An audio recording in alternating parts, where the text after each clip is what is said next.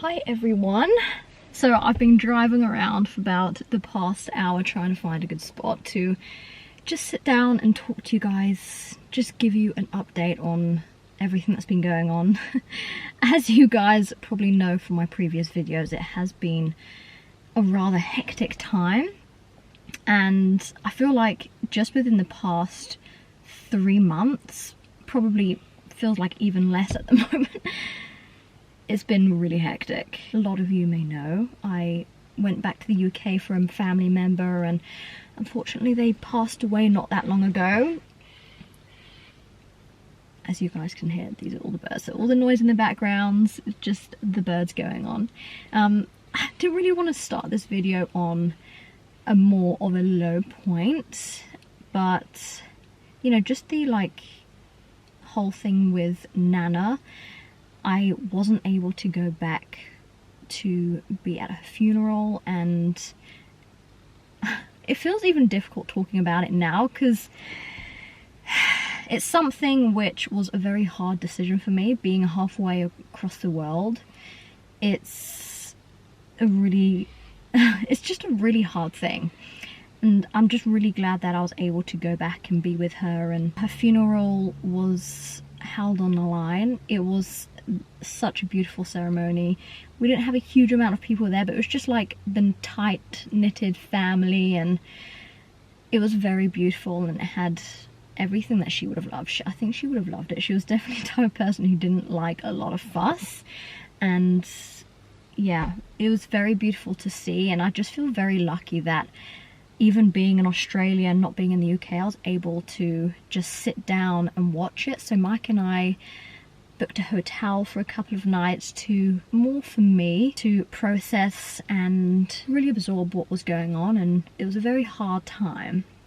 I felt a lot of mixed emotions, a lot of guilt for not being there, and happiness that I was able to see her before. So at the moment it feels like what I have to talk to you guys about is just so many mixed things. So I'm just going to be bouncing around a little bit, from going from Nana to this to that. But the next thing is my visa, and if I'm going to stay in Australia, and kind of like what's going on here. And the thought was getting a holiday working visa and doing the work required to get the second working holiday visa. So it's actually before I came to Australia, I had all these things in place, what I was going to do, where I was going to stay, what kind of work I was going to do, and concrete plan on those aspects. But just everything fell through and it didn't work out.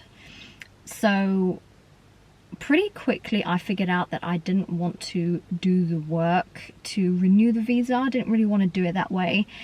It meant that I was going to have to go somewhere completely different, and at this point I was with Mike, and it was just going to prove to be too difficult.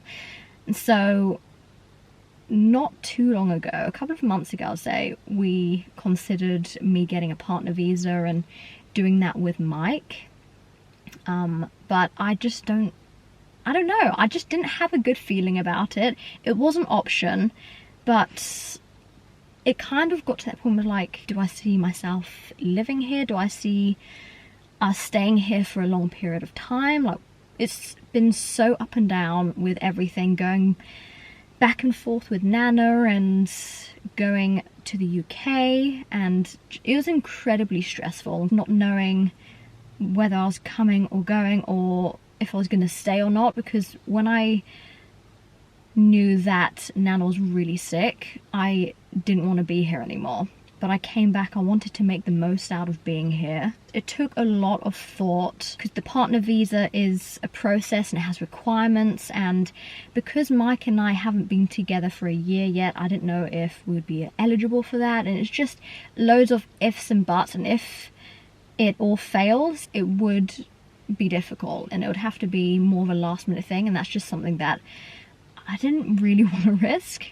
So I have decided that I'm going to go home in September. I was so back and forth with that kind of decision, because I feel like there was so many pros and cons to everything, but at the moment I do feel like that's the best decision, and in a way it makes me feel really sad because it means I have limited time here, and it feels really sad, but I know that it's for the best and it's for the right thing. So Mike and I have actually decided to go to another country. I feel like going from UK to Australia. Yes, so we have decided to go to a different country. I'm not going to announce it just yet. A young guy just walked past and completely stared at me, and now I feel really awkward because I'm just sitting here in my car. Do you guys ever get that when you're just trying to film and you get loads of people looking in your car? It just makes you feel like really uncomfortable in a way. You're like... But anyway, I'm not going to announce that just yet because things aren't in place, and I don't like telling you guys, you know, all these different plans if it just doesn't really kind of work out. So we're currently in the process of putting things in place and sorting things out. I don't particularly want to be in the situation like I was here in Australia where just loads of things fell through. I want to have plan A, B, C, D, which I kind of had here, but it's just unfortunate how it worked out. But anyway, it happens, and learnt from it, and now Mike is coming with me, which is really exciting. So Mike actually wanted to... This is also kind of what contributed to the decision of not getting a partner visa, is that Mike doesn't really want to stay here anyway. Yeah, and I don't know when we're going to be back, to be honest. There's so many places I want to go and explore, and do you know when you just get a gut feeling about something? And that's just something I feel. I have this gut feeling that there's another country for me. I'm not like on the pursuit of trying to find a home to settle down, but just a place where, I guess in a way, it feels like home. And there's certain things that I love in a country. I love the mountains, and I love being outside and just a very outdoors life. And so I'm just kind of heading towards those feelings, and I have a country in mind and I'm super excited. So fingers crossed everything works out, but I will tell you guys all the plans real soon once things are put in place. So ending a very exciting journey here, Mike and I also are going to be spending time apart throughout me leaving and him coming, because it takes such a long time to move countries and it takes a lot of resources and it's very energy and time consuming. And so I just say, you know, wherever we go next, please can we just stay there for a second? Yeah. But I'm very happy I came to Australia. It's taught me a lot, and okay, that's really strange. You guys probably wouldn't be able to see it because it's so small, but currently there is some sort of web, and I think it's a caterpillar. It's just kind of floating in midair. I was looking here going, I think there's a spider, but anyway, the things that I've seen in Australia, I'm trying to find my phone because talking about caterpillars, my brain just completely goes off topic all the time. But Mike did send me this really crazy image that he found today. It's also a caterpillar, but I've never seen it before, and this is what I absolutely love, is there's so many different types of animals and insects that we're constantly finding new things, and I don't even think he's seen it before. He posted it on his stories not that long ago. I don't know if you guys can see it very clearly. I don't know what it is, but it's this type of, I think it's orange and black caterpillar. It's really cool. Have no idea what it is, but there's actually this app which we have downloaded. I will find it for you guys and I'll put it in the comments below. You take a photo of it and you scan it and it can tell you what insect or animal it is, and it's just really amazing how it does that. But anyway, that is kind of rounding up the thoughts on visa and kind of what's happening next. So the next thing is kind of what's going on with training.